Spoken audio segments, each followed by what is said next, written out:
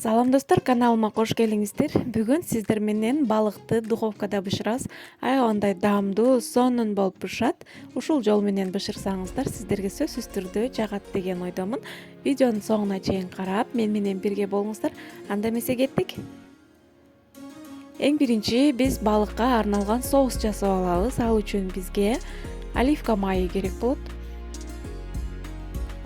Андан кийин паприка жана кара мурт салабыз. Чеснокту майдалап салып алабыз.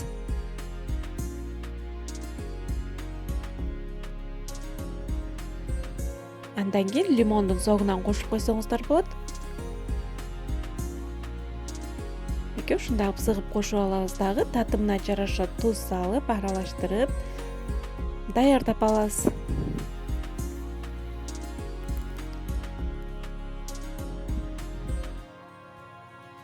Мынакей биздин соусубуз даяр болуп калды. Андан кийин балыкты жууп, тазалап, ичиндеги баардык нерселерин алып, ушундай кылып даярдап алабыз дагы. Андан кийин ушундай кылып бычактын жардамы менен аягына чейин кеспей, кичине балыктын үстүнөн кичине тешикчелерди жасап алабыз. Мынакей ушундай кылып жасап алдык. Бул менде скумбрия балыгы. Сиздер болсо кандай балыкты жакшы көрөсүздөр? Ошондой балыкты ушундай маринад менен, ушундай соус менен бышырсаңыздар, аябагандай даамдуу болуп бышат. Сөзсүз түрдө жасап көрүңүздөр. Мындай кылып соусту баардык жерине, балыктын ичи тышына, баардык жагына сыйпап чыгабыз. Баардык жерине толугу менен жетиш керек. Эгерде убактыңыздар көбүрөөк болсо, бир 10-15 минутага тыныктырып койсоңуздар, аябагандай соусу сиңип, аябагандай даамдуу болот. Же болбосо бул соус менен сразу эле бышырып берсеңиздер болот. Убактыңыздар тыгыз болсо. Мынакей ушундай кылып баардык жерине сыйпап чыктык.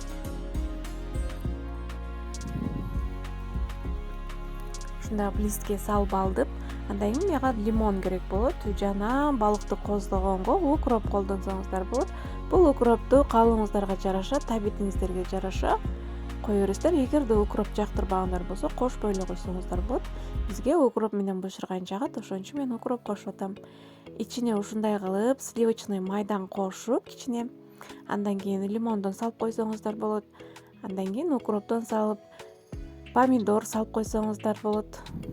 Менде бул скумбрия балыгы өзү эле аябагандай майлуу балык болгон үчүн мен помидор кошкон жокмун.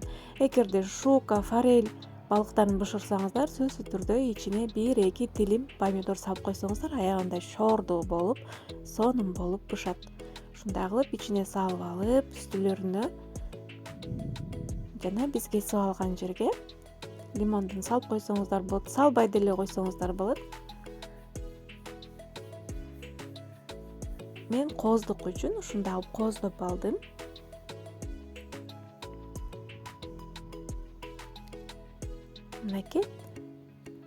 Мынакей биздин балыгыбыз даяр болду.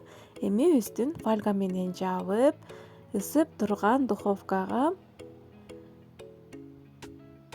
200-220 градуста 40-45 минутта бышырып аласыздар. Ар ким өзүнүн духовкасынын сырын билет, ошого карап бышырып алсаңыздар болот. Мен 200 градуста 40-45 минутада бышырып алам. Мынакей ушундай кылып жаап алабыз. Мен фольгам ушул эле калыптыр. Кичине жери ачык болуп калды, эч нерсе болбойт. Мынакей ушул жерине жетпей калды кичине.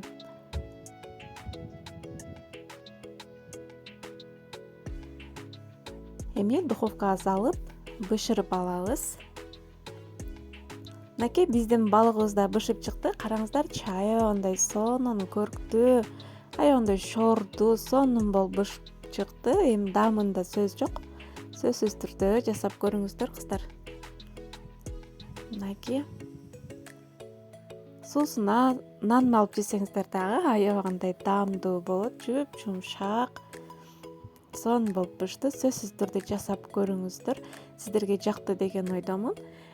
Эгерде кандайдыр бир сурооңуздар болсо, комментарийге калтырып кетсеңиздер, мен сиздерге сөзсүз түрдө жооп берем. Көңүл бурганыңыздар үчүн чоң рахмат.